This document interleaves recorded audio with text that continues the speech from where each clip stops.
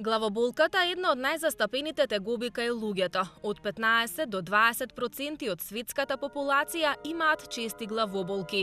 И покрај обидите да се намалат со разни лекарства, тие стануваат хронични. Анатомската позиција на првиот вратен пршлен е блиска и до сензорите за рамнотежа, па оттаму можеме да зборуваме и за чести вртоглавици. Дознаете како главоболките и вртоглавиците, болките во грбот и вратот, рбетните искривувања како и другите видови на болка можат да бидат долготрајно или трајно излекувани со коригирање на позицијата на првиот вратен пршлен атласот. Атласот е прв вратен пршен кој што го поврзува черепот од горна страна со вториот пршен од долна страна и преку него се останати пршени од рбетниот столб. Рбетниот столб има од 32 до 34 пршени, поделени се во 5 сегменти. Има 7 вратни, 12 градни, 5 слабински, 5 крстни и 3 до 5 тртични. Од тие 7 вратни пршени, тој што е највисоко поставен, тој е атлас и само тој заедно со вториот пршен се споени со зглобни површини, додека кај другите пршени, спојката помеѓу два пршена е со меки перничиња кои стручно се нарекуваат дискуси, додека во последните два сегменти тоа се крстниот и тртичниот, тамо пршените се меѓусебно споени, сраснати и формираат една коска која се нарекува опашка. Значи само помеѓу првиот и помеѓу вториот пршен имаме зглобни површини кои што кај преку 90% од луѓето не се има изместување на првиот пршен во однос на вториот пршен и со тоа појава на голем дел на тегоби кои што ги мачат луѓето.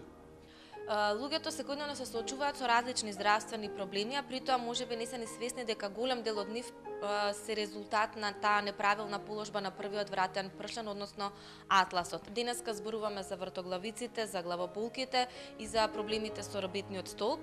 На кој начин изместеноста на првиот вратен пршлен е поврзана со главоболките и со вртоглавиците? Кај главоболките и кај вртоглавиците главниот причинител е затегната мускулатура во комбинација со послаба циркулација. Всушности, терапијата која што тоите ме припишуваат на луѓето кои што се жават на чести главоболки, без разлика дали се тоа мигренозни тензиони главоболки и луѓе што се жават на вртоглавици па и зување, односно тинитус, најчесто се терапија, значи начиња кои што се на база на подобрена циркулација. Ние со самите третмани за корекција на атласот се обидуваме и успеаме подобрена циркулација да направиме по природен начин со враќање на пршенот во своето природно леиште. Зошто? Затоа што кога има изместување на првиот вратен пршен, со самата ротација доаѓа и до затегање на едната група мускулни влакна во однос на другата, значи едната група на мускулни влакна е позатегната, значи мускулатурата е згрчена и тоа доведува до послабо циркулација на крвните садови кои што се во близина. Инаку, бидејќи низ сите 7 вратни пршени поменуваат од страната крвни садови, кога има ротација, тој крвен сад може да се допре до коската и со тоа на физички начин да има послаба циркулација која што ќе влијае на намаленат доток на крв во главата, во вратната регија и индиректно низ целото тело. Многу е битна циркулацијата, бидејќи таа доведува хранливи материи на место што го васкуларизира, значи место што кај што завршува. Исто така донесува кислород. Кога нема доволно кислород, настанува хипоксија, тоа е една од честите причини за главоболки. Инаку кислородот во циркулацијата, во крвта се пренесува преку хемоглобинот. Битна е циркулацијата затоа што не само што носи хранливи материи на место кај што завршува, место кај што го васкуларизира, туку од тоа место ги зема тие штетни продукти на метаболизмот, значи врши почистување на телото на тој дел од организмот. Затоа е многу битно. Од друга страна па, кога имаме исто згрчена мускулатура на враната регија, која што некој луѓе навистина премногу изразена, тоа може да доведе и до притисок на околните на крвната цинтерна која што во близина проаѓа, па и преку неја да има малце послаб доток на циркулација во горните партии од телото. Враната мускулатура во себе има проприорецептори кои што се одговорни за стабилноста, за одржување баланс на телото. Во комбинација со послаба циркулација, тоа може да доведе до појава на чести вртоглавици и нестабилности кај луѓето. Кога ќе се врати пршенот во своето лежиште, тогаш мускулатурата ќе се релаксира, циркулацијата ќе се подобри и со само тоа човекот нема повеќе да ги чувствува симптомите кои што претходно ги чувствува, бидејќи често пати кај луѓе кои што имаат главолки па и вртоглавици, земањето на терапија дава подобрување, значи во некои моменти телото не може да компензира од некои опцретувања на сопствената кожа, се појавуваат симптоми во поглед на главолки или вртоглавици, ќе се направи некоја терапија, тоа можеби ќе влијае малку да се подобри состојбата, меѓутоа после некој време до следната поизразена опцретување и кој што нема може телото да го разуме, повторно ќе се појави после тоа вртоглавица или главолка. А со корекција на атласот, проблемот се решава долготрајно, на некој начин и трајно. Дали секогаш вртоглавиците се пропратени со главоболки и колку овој проблем од главоболки и вртоглавици е честа појава тука кај нас во Македонија? Колку луѓето знаат често да се жалат на овој проблем? Битно е да се напомене дека атласот многу често знае да биде причина, директна причина за појава на вртоглавици и за појава на главоболки. Меѓутоа, не секогаш атласот е единствена или главна причина за појава на тие состојби. Во кој поглед? Доколку збориме за главоболки, луѓето треба да направат и консултација со невролог, по потреба да се снимаат, значи да направат магнетна глава, да не има некои патолошки структури, значи некои тумори, без разлика дали се тие бенини или оние лошите малини, да се источи таа состојба. Значи има многу луѓе, главоболката е една од најчестите симптоми кај луѓето. Значи скоро секој човек еднаш или повеќе пати во животот има почувствувана главоболка. Меѓутоа, дали таа главоболка е причина за таа главоболка, дали е од некоја потешка состојба како што е појава на тумор или не, треба да се испита. Значи во многу ретки, во многу мал процент од случаите, причина за тие главоболки се некои такви тумори. Меѓутоа, најчесто тоа е некоја друга причина, затоа треба прво да се направи снимка, да се види дали е се во ред со мозочните структури, да нема некое такво оштетување. Тоа ние бараме такви снимки. Понатака треба да се направи консултација со очен доктор, да се види дали е се во ред со видното поле, бидејќи некојаш доколку човекот не го контролира видот, тоа може да даде како последица, значи и као заматување, па оптеретување поголемо, па појава на главоболка, некојаш и вртоглавица. Во поглед на вртоглавиците, центарот за равнотежа се наоѓа во средното или во внатрешното уво. Затоа треба луѓето кои што имаат вртоглавици да се обратат на специјалист по уво, нос, грво, значи на оториноларинголог, исто да видат и со очен доктор, да се направат тука испитувања, се провери дали е се во ред со центарот за равнотежа, доколку има некои пореметување, остапување, воспаленија, се дава терапија за да се отклони таа состојба, меѓутоа има многу ситуации кај што сите испитувања покажуваат дека се е уредно, а човекот и понатака страда од вртоглавици и од главоболки. Во таа ситуација треба да се обрати и кај нас, да се направи проверка на поверба на прватен пршен, бидејќи многу често доколку се друго е уредно, причината е во атласот. А и кога ќе се коригира атласот, во таа ситуација тие проблеми и тие нелагодности исчезнуваат. Искривувањето на рбетот е болест на новото модерно време, ја имаат, односно се среќава искривувањата на рбетот, се среќаваат кај голем број на млади луѓе, но исто така и кај повозрасната генерација. Нели тука можеме да зборуваме за сколиозата, за кифозата и за лордозата. На кој начин овие состојби, овие искривувања на рбетниот столб се поврзани со првиот вратен пршлен, атласот? Деформитетите на рбетниот столб може да ги поделиме во неколку групи. Значи имаме сколиози, кифози, лордози. Тука може да ги спомнеме како оштетувања, не искривувања, оштетувања и спондилозата и дискус хернијата. Сакам да напоменам почетокот дека оштетувањето, проблемите кои што се предизвикани во поглед на вртоглавици и главоболки, сметам дека искуство покажува дека има многу поголем ефект во поглед на подобрување и излекување како состојба, значи да исчезне таа состојба, а во поглед на болките на кичмата, нозете, значи сколиоза, кифоза, тука има подобрување на симптоматологијата, бидејќи она што е оштетено кај коскано-згломниот систем, не можеме ние со овој третман да го регенерираме. Ние може да доведеме до убlažување на симптоматологијата, меѓутоа таа промена како промена понатака ќе постои. Меѓутоа она што е најбитно е човекот да не чувствува болки и нелагодности во своето нормално функционирање. Значи квалитетот на живот очекуваме да има драстично се подобри. Додека кај проблеми со главоболки, вртоглавици, па и вратната регија тука болки, тука очекуваме многу поголеми подобрувања и излекувања, као целосно излекување. Во поглед на деформитетите на коскано-згломниот систем и оштетувањата, ќе започнеме од најлесните, тоа се спондилозата, тоа е кога има стеснување на меѓупршенскиот простор. На почетокот ја спомнав дека само помеѓу првиот и вториот пршен има зголни површини, помеѓу пршените најдоле има страснување, а сите измеѓу пршени се споени со дискуси, тоа се меки перничиња. Доколку дое до зближување на пршените еден со друг и стеснување на тоа меко перничиње, тој дискус, тогаш станува збор за спондилоза. Најчесто се јавуваат спондилозни промени во вратната регија поради неправилен начин на седање, на зависи од типот на работа, значи се самиот начин на живот многу доведува до потенцирање на овие спондилозни промени и појава на нелагодности. Исто така неактивноста, треба човекот да вежба, значи да биде физички активен. Доколку тоа меко перниче пукне, натрима животиносна маса ја кој се чета надвор, тоа беше дискус хернија, значи тоа е потежок стадиум на оштетување.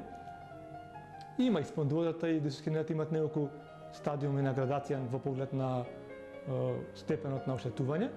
Доколку има највисок степен на оштетување, кај дискус хернија, препорачено да се прави хируршка интервенција.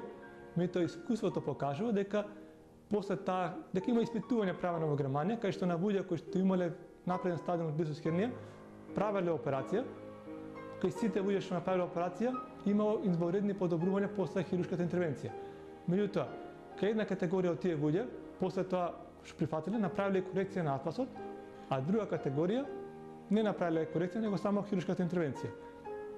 Следејќи ги тие луѓе во период од 6 месеци до 2 години, се утврдува дека кај луѓето кои што направиле корекција на атласот покрај хируршката интервенција на таа регија, имало одлични ефекти и во континуитет од 2 години. Односно многу ретко се појавува повторување на некоја нелагодност. Додека кај луѓето кои што направиле само хируршка интервенција, меѓутоа не го коригирале атласот, а имале ротинен атлас, кај нив во период од 6 месеци до 2 години, кај висок процент од луѓето се појавува повторување на проблемот, најчесто на истото место, и во помал процент малце повисоко или малце пониско. Зошто? Бидејќи кога атласот е изротиран, самата коскено оптеретување од една страна е многу поизразено и за тоа таа засегната регија, значи се работи за дискус хернија во лумбална регија која што се хируршки третира, бидејќи вратна регија е малце поспецифично, не се решава така лесно за операција, не се носи така лесно одлука за операција, значи само во кичмената регија и кај нив, значи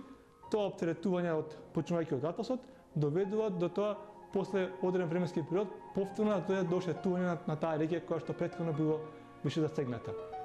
Други оштетувања, односно искривувања, се конкретно збориме за рбетниот столб, се сколиоза. Кога гледаме човекот така по-пластично, по-едноставно да биде поразбирливо, дека кога гледаме човекот од позади, од грб во грб, тој треба да има прав рбет. Доколку дојде до искривување, во тој случај станува збор за сколиоза. Тоа се прави, значи се испитува со снимање, тоа може и со преглед кај доктор.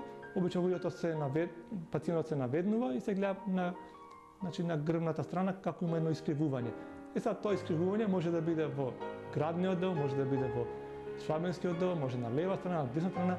Она што е многу битно е навремено да се утврди, се јавува многу почесто кај девојчиња, него кај машки. Најчесто се јавува во тинеџерска возраст, кога има пубертетска возраст, адолесценција, значи помеѓу 9 и 12 година од животот. Затоа треба на систематските прегледи да се посвети малце повеќе внимание, да се утврди дали има искривување, сколиозна промена, доколку има отпочнен стадиум, да се дадат препораки за одредени типови на вежби, доколку тоа и ако луѓето, родителите тие деца да ги носат редовно на контроли кај ортопед, доколку има напредок на искривеноста, треба да се препорача носење на корсети. Сега во некои екстремни случаи кога многу искривено може да се оди на варијација за хируршка интервенција. Кифозата е кога имаме конвекситет на рбетот, значи кога гледаме, рековме, од позади треба да е прав. Кога гледаме човекот од страна има као кривини во форма на буквата С, доколку има испакнување на грбката, тоа е кифоза, а вордоза кога има како влабнување на рбетниот столб, обично вордоза се јавува во вратната регија. Самата атлас корекција не може да доведе до целосно исправување на овие кривини. Збориме и за сколиоза, и за вордоза, и за кифоза. Меѓутоа може да доведе до подобрување на ефектите со посебно кај тие помлади лица, дека знаеме, скелетниот раст завршува некаде околу 20-21 година од животот. И после таа возраст малку е потешко да се очекува исправување. Меѓутоа, доколку е помлада личност, која што се обидува да коригира таа искривеност, со правење на вежби со посета на базен, пливањето е многу корисно, тогаш корекцијата на ќе даде дополнителен стимул за да се постигне тој ефект. Значи многу поголем ефект има доколку има и коригиран атлас.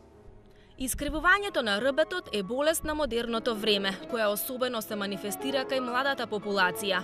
Правилната положба на рбетниот столб е од суштинско значење, а со репозиција на атласот се подобрува ставот на телото и се намалува искривеноста.